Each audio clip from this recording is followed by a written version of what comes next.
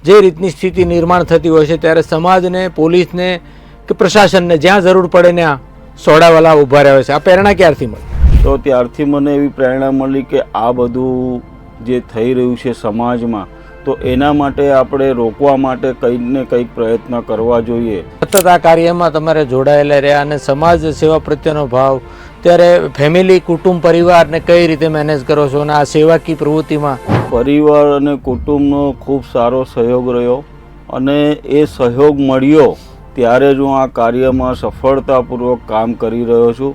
આપજો, કારણ કે ગુમશુદાના આંકડા એટલે એને શોધવો બહુ અઘરું હોય છે અને અનેક લોકો તો હું કહું છું કે નથી જ મળતા. પોલીસ તો ક્યાંક ને ક્યાંક એમની ફરજ નિભાવી જ રહી છે, પણ હું એક પરિવારને, કુટુંબને એવું કહેવા માંગુ છું કે આવા વધતા કેસોને અટકાવવા માટે શું કરવું જોઈએ, બાળકોને શું મેસેજ આપવો જોઈએ.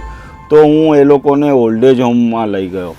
કાલની શખ્સિયતમાં આપણે મળવા જઈ રહ્યા છીએ સોશિયલ વર્કર ઝુબેરભાઈ સોડાવાલાની સાથે, કે જેમણે 2003થી સમાજ સેવાના ક્ષેત્રમાં સમાજમાં ઉપયોગી થાય એવું કાર્ય કરવાનો વિચાર કર્યો હતો અને શહેર પોલીસ સાથે મળીને શહેરની શાંતિની બાબતોમાં સક્રિયતા રાખી સરાહનીય કાર્યને અંજામ આપ્યો હતો. તો જોવાનું ભૂલતા નહીં સાંજે 6:30 કલાકે જનાદેશ ન્યૂઝ પર. શખ્સિયતના પ્રાયોજક છે સુશીલા ચેરિટેબલ ટ્રસ્ટ, જેઓ સમાજ હિત માટે કરી રહ્યા છે કાર્યો, અને સહપ્રાયોજક છે યુઆર પબ્લિસિટી. કોઈ પણ પ્રકારની જાહેરાત માટે સંપર્ક કરો.